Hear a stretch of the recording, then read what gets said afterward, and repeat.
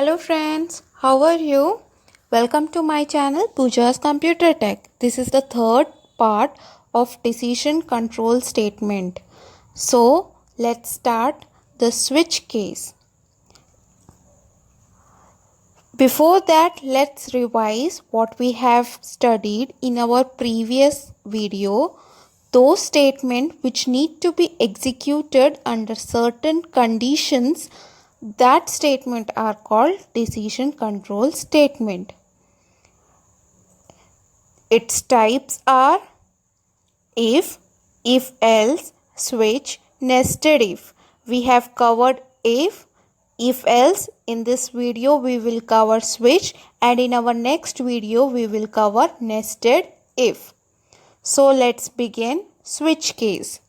Sometimes we require to make a choice between a number of options rather than one or two.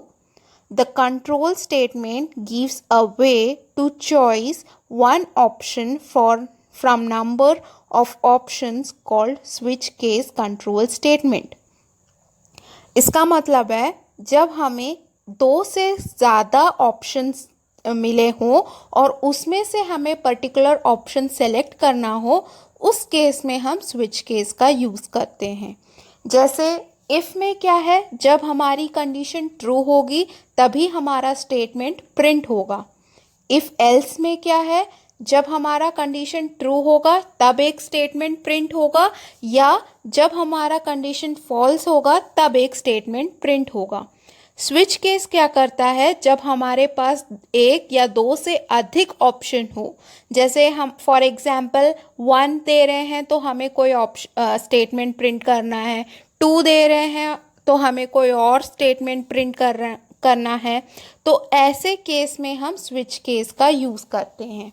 आप लोगों ने mobile use किया होगा. Mobile में जब आप अपना अकाउंट बैलेंस चेक करते हैं तो उसमें जैसे ऑप्शन आता है, 1 प्रेस करने पे आपका बैलेंस दिखेगा, 2 प्रेस करने पे कितना SMS बचा है वो दिखेगा, 3 प्रेस करने पे कितना इंटरनेट डेटा है वो जितना बचा हुआ है वो दिखेगा. तो यहाँ पे हमारे पास क्या है, 2 से ज़्यादा ऑप्शन है. तो ऐसे केसेस में जब हमारे पास 2 से ज़्यादा ऑप्शन हो, उस टाइम पर हम स्विच केस का यूज़ करते हैं. स्विच केस का सिंटैक्स चेक करते हैं. स्विच केस, उसके अंदर हम एक एक्सप्रेशन देंगे, दैट इज़ एक वेरिएबल देंगे जिसकी वैल्यू को हम चेक करेंगे कि क्या वो वैल्यू सही है या गलत है. जैसे यहाँ मैंने दिया स्विच आई. फॉर एग्जाम्पल यहाँ मैं दे रही हूँ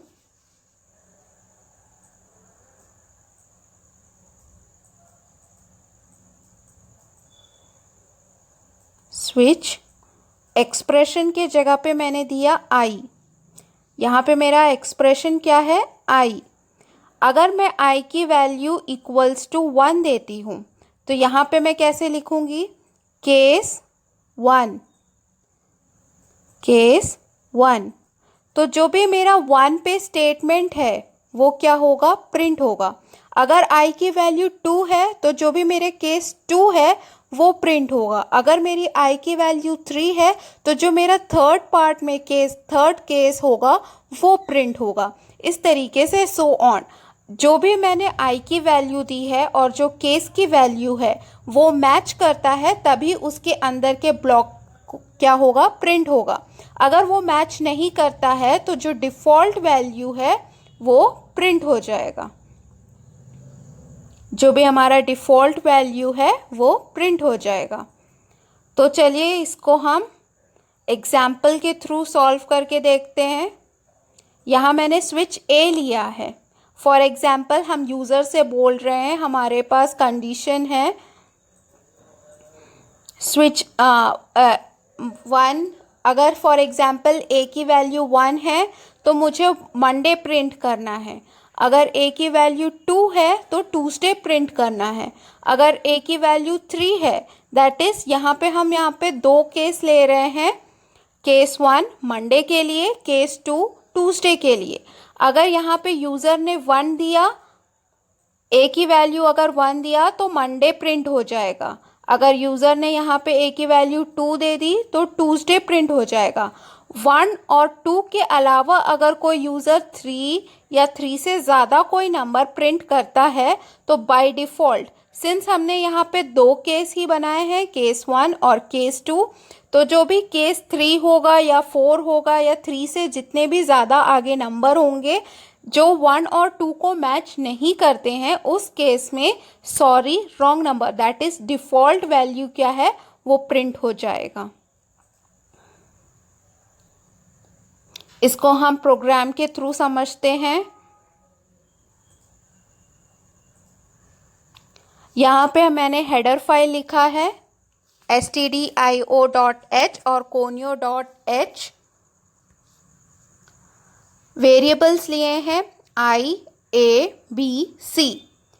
मुझे इस तरीके से कंसोल स्क्रीन में प्रिंट करना है।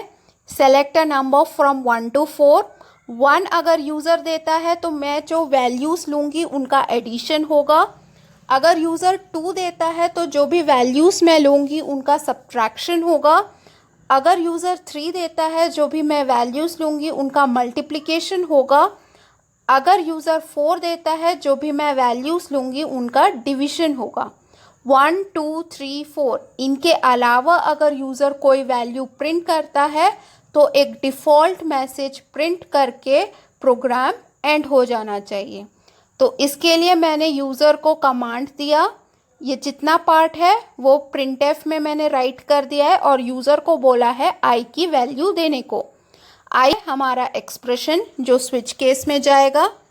तो जो केस 1 है वो किस लिए दिया था हमने? एडिशन के लिए दिया था।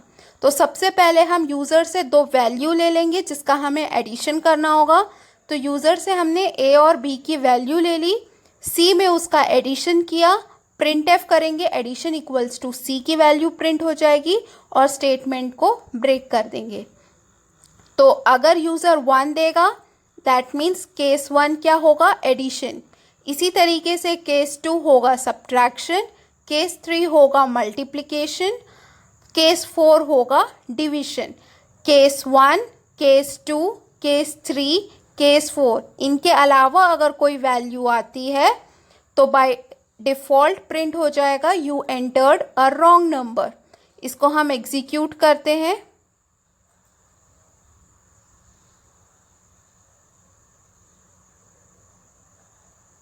ये देखिए यहाँ पे प्रिंट हो रहा है select a number from 1 to 4, 1 for addition, sorry यहाँ पे 2, 3, 4 आएगा।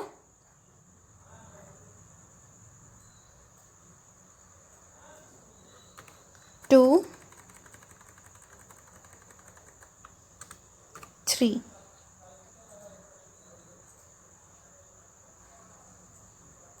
1 for addition, 2 for subtraction, 3 for multiplication, 4 for division. मुझे यहाँ पे मल्टीप्लिकेशन करना है तो मैंने यहाँ पे 3 एंटर कर दिया। अब मैं एंटर कर रही हूँ।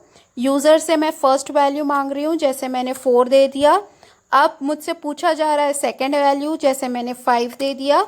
उसका रिजल्ट है दैट इज़ मुझे मल्टीप्लिकेशन करना था, 2 वैल्यू का मल्टीप्लिकेशन करके मेरा रिजल्ट आ गया 20।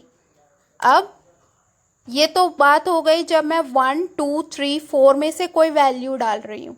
अगर मैं इसके अलावा कोई वैल्यू डालती हूँ तो चेक करते हैं।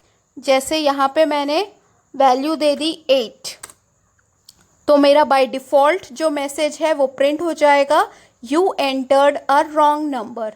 ये इस तरीके से प्रिंट करके हमारा प्रोग्राम को क्लोज कर देगा। तो आई होप आपको ये स्विच केस समझ में आ रहा है। अगर नहीं समझ में आ रहा या कोई डाउट है तो प्लीज़ कमेंट बॉक्स में आके मैसेज दीजिएगा। अगर आपको ये वीडियो पसंद आता है तो प्लीज़ लाइक, शेयर, सब्सक्राइब करना मत भूलें।